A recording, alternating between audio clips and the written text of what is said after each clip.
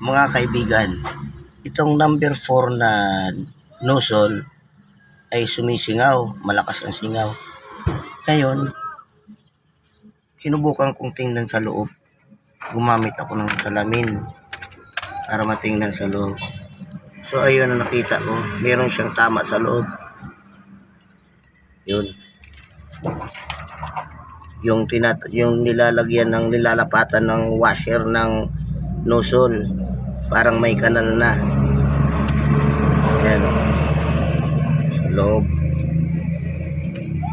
So ngayon, ang ginawa ko ay nagpabili ako ng washer sa nozzle. Ito yung nozzle niya. Bali itong washer niya, ito, bago ito. Ito. Yan. Yan, bago na yung washer na yan. Aluminum washer, makapal. Kaya lang, pang tatlo ko na ito. Bali, 4 ang pinabili ko na washer. Nakatatlong tanggal na ako. Singaw pa rin ang singaw. So, ang ginawa ko ay pinalibutan ko siya ng sinulid. Sinulid, guys, yung pangtay sa damit. Kasi pag tiplo na nilalagay ko, singaw pa rin. Pagtanggal ko, durog. So, tananay ko itong sinulid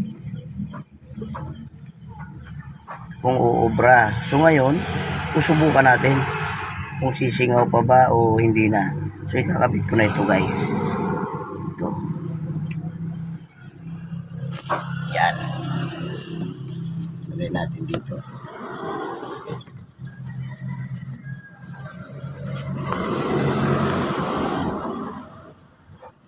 Yan. Kita. Ngayon, kakabit ko na itong fuel line niya para masintro yung thread. Kasi pag hindi nasintro yung thread nito, may ito ikabit na fitting. Ito, fitting niya ito. So habang wala pang tornilyo, kakabit ko na ito.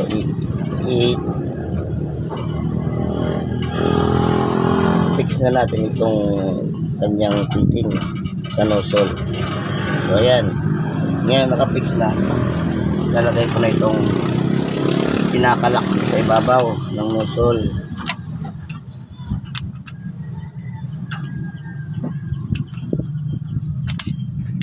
Tapos lalagyan natin ng nut. Bali stud bolt ito, dalawa, kaso na-lost thread yung isang stud bolt dahil ginawa ng driver. Kumuha siya ng ibang nut, yan ang nilagay.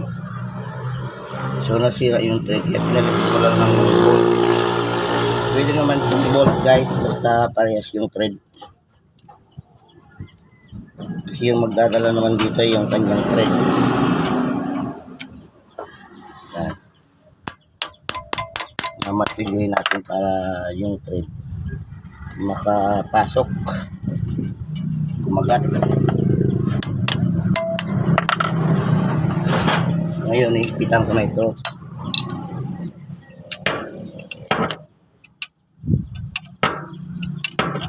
Para ma-press yung sinulid.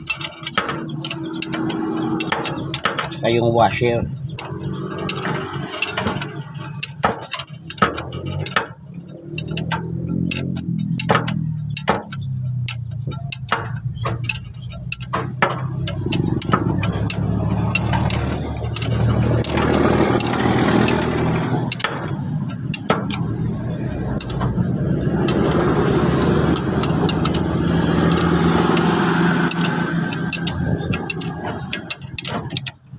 Bali, 4BE1 Apple ito, guys. Kasi dalawang klase yung 4BE1.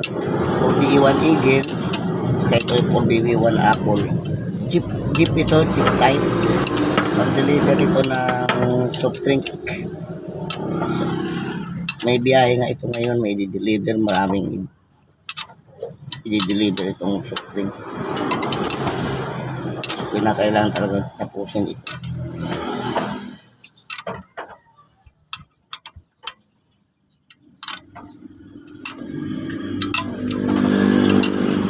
So, mamartilyohin natin to para lumapat na yung sinulid na nilagay ko. Mahigpitan pa natin ito. Yan, humigpit pa siya.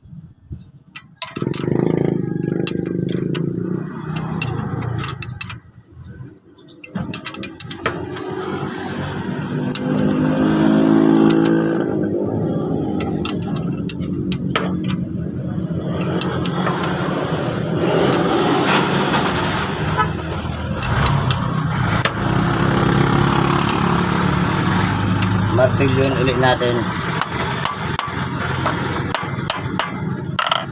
Higpit ulit. So, higpitan ko na itong fuel line. Yung supply niya.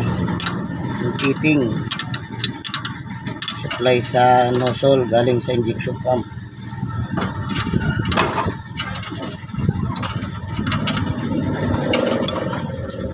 Ngayon, ilalagay ko na itong return fuel line para pag-andar dire-diretso na. Wala nang testingan ito, guys. So, sana naman hindi na sumingaw para maka-deliver na ito. Palagay ko aprobado itong sinulid.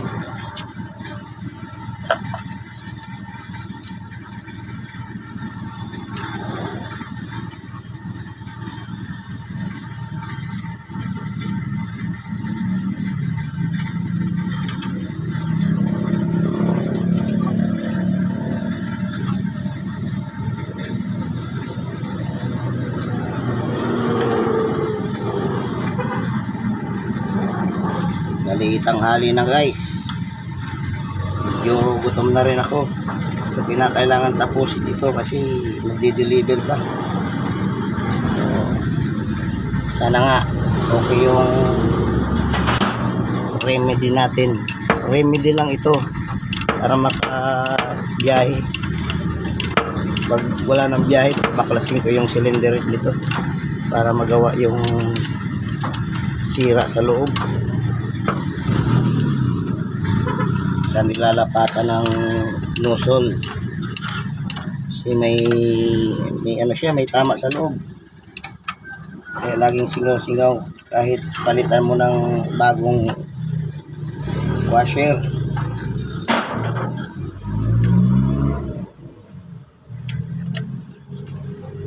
So ngayon magkakaalaman na kung okay ng ating remedy, hindi nasisingaw. So, andarin natin. Tawagin ko yung driver. Pwede, start! So, pa-start natin. Tingnan natin kung okay na. Kung hindi na sisingaw yung nozzle. So, nandito na yung kumpare ko. Heater mo, anay pa de.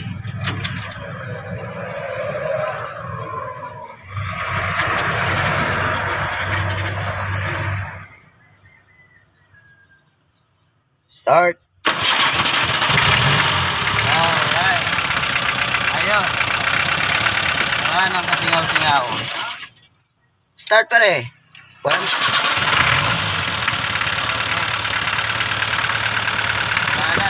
Lakas dito ng singaw.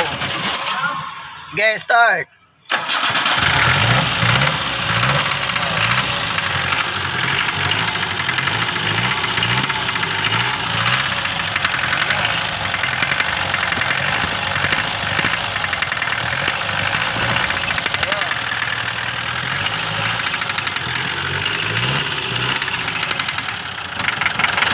Magaling talagang sinulid. Sinulid lang palang katapat nito. Talo ng sinulid yung Teflon tape. Ayan, aprobado talaga yung sinulid. Bilib ako. Yan, nawala na yung singaw niya sa Kanina ang lakas ng singaw. Alright. Very good ang sinulid. That's all guys. And thank you sa panonood ng aking video. Sana wag kayong magsawa na panoorin ang aking mga video. Salamat po.